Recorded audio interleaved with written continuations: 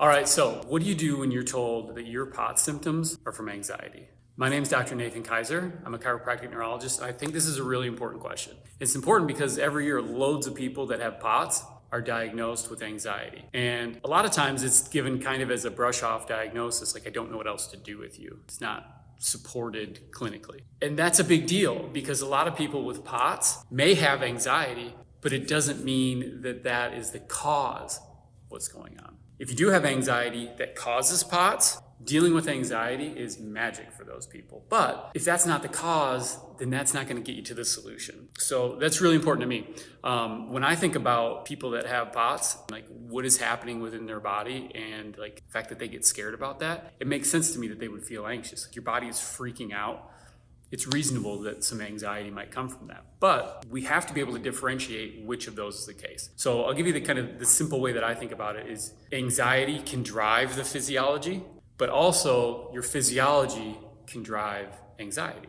What's cool about both scenarios is that they're actually both treatable. We just have to be able to match the right plan to the right problem. So the next logical question is, how do we do that? How do we match the problem to the plan? And the way we do that is we look for evidence. We look for evidence that would support anxiety being the cause or physiology being the cause. So number one, does changing a behavior reduce your symptoms? So if you can change your breathing, if you can change your self-talk, if you can use an anxiety medication, and these change your behaviors of anxiety and your POTS symptoms go away, then there might be some evidence there that anxiety is the main problem. But if we find that those things don't completely solve the problem, then there may be an element of physiology that we have to dig deeper into to be able to solve for that. So a couple years ago, I actually had a conversation with an attorney. I was there to give a deposition, and the deposition was about a brain injury case where that person had experienced tachycardia afterwards. And their position was like, this is psychosomatic. It's all in her head. How can you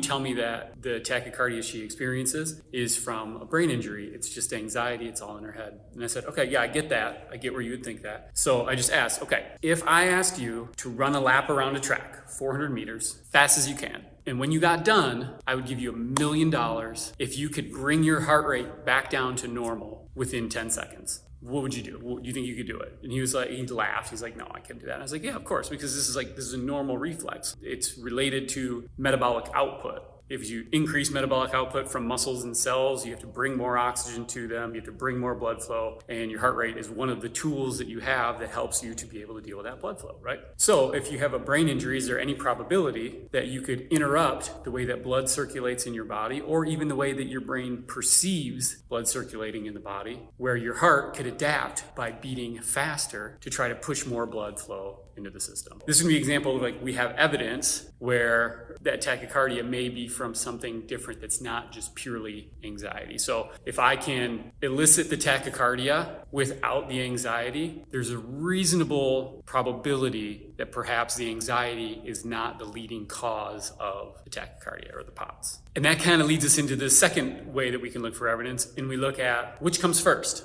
So is it that the anxiety comes first, I feel anxious, and then I have symptoms? Or do I start to have symptoms? Does my physiology change? And then I get anxious about that? Because it's reasonable, right? Oh no, here it comes again.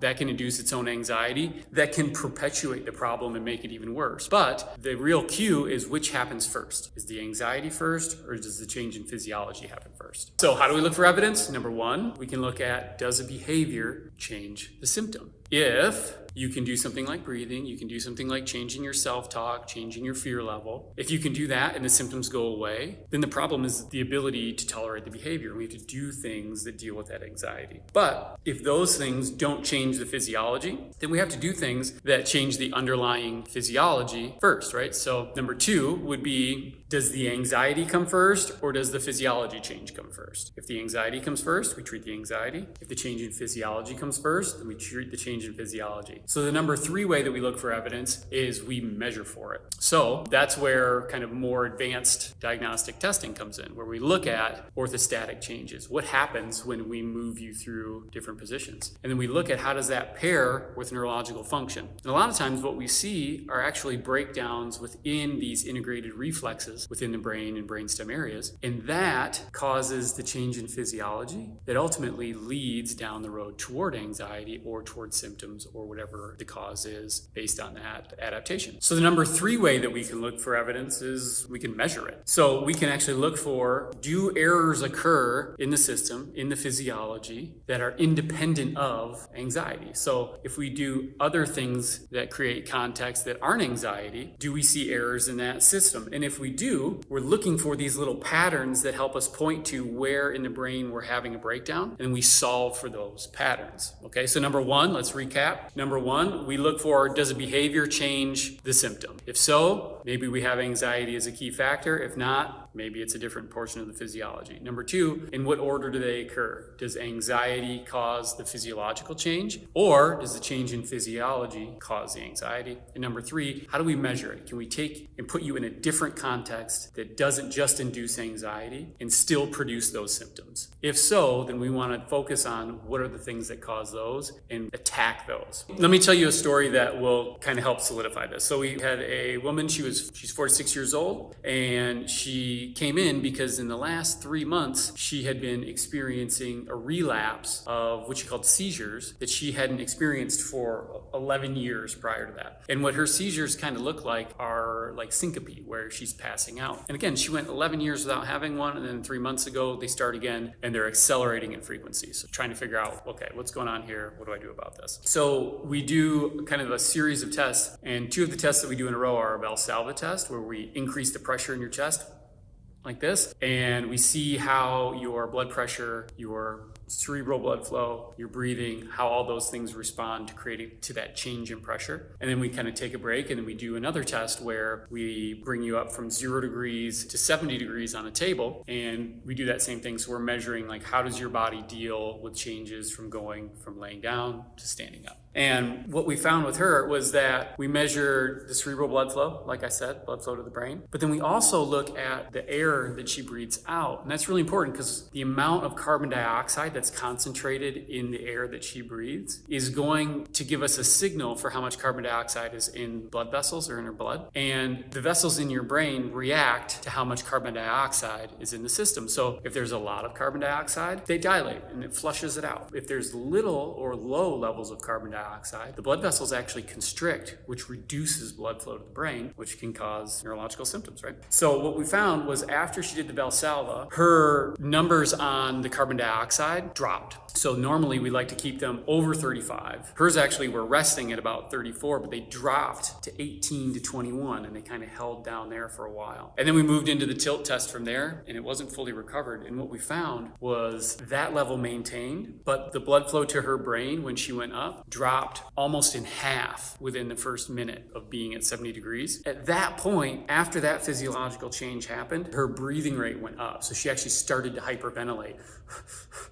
because she was starting to feel lightheaded, like she was going to have a seizure. So she was scared that she was going to have a seizure. Her breathing changed, which further dropped carbon dioxide levels. She felt like she was going to fall over, and we actually had to stop the test in under 2 minutes, which is really, really short. We usually go at least 10-minute period of time, and we work really hard to make sure that people push through and stay on target there, okay? So what's interesting about that is we see hyperventilation, which can cause decreased carbon dioxide levels. The carbon dioxide was already low before she started to hyperventilate, which is really interesting. So we were able to look at that and kind of peel it apart and figure out where we could make changes in the way that she was sensing pressure. And when we did that, we came back and retested it a month later. So figured out what the problem was. We made a plan. We executed the plan here, and then we sent her home. We sent her home to do a version of those exercises at home. And then we brought her back a month later, and we retested everything. And when we retested everything, found that the Valsalva didn't induce that big drop in carbon dioxide ratios, and it didn't induce a big drop in cerebral blood flow. And she was actually able to do the full tilt test fine. The lowest that her numbers dropped were to 88% of her resting level. To give you some context to that, like we don't like to see them drop below 90% in the first minute or under 80% overall. And she was well above that, 88% throughout the whole test, which is great. It's fantastic. But even more important than that was like she had known over the last month, she didn't have any seizure or syncopal events. She felt calmer. She was able to deal with stress better, and she was less reactive. So overall, she was doing better, but these symptoms all kind of looked like anxiety, but they were really wrapped in a wrapper of physiology. So it's really helpful to be able to actually measure them, peel it all apart, see where the deficits lie within that system, because then you're not as sensitive to the things that make you anxious, and you have the benefit of not having the symptoms that create the anxiety. So we'll recap. So we're looking for evidence. We're looking for evidence of whether or not anxiety is causing the change in physiology or the physiology is causing anxiety. The way we look for that evidence is, number one, we look to see, is there a behavior, something that you can change through your own volition that will reduce the amount of symptoms that you have? If so, we may need to look at anxiety as a course. If not, then we may need to dive deeper and measure the physiology. Number two is looking at which comes first. Does the anxiety lead to the change in physiology, the symptoms, or does the physiology cause the anxiety like we just saw in the case we talked about? And then number three, we measure it. We actually measure and make sure all the reflexes that have to be in place to execute this system work. So I should be able to stand up and have all of these things work, no problem, no symptoms. If not, we need to figure out why when I stand up, where is this thing breaking down and how do we solve that problem so it doesn't make me anxious? So I hope that helps. I hope it's useful. Leave a comment, please. Give us some feedback, help share. And until next time, I'll see you soon. Thanks.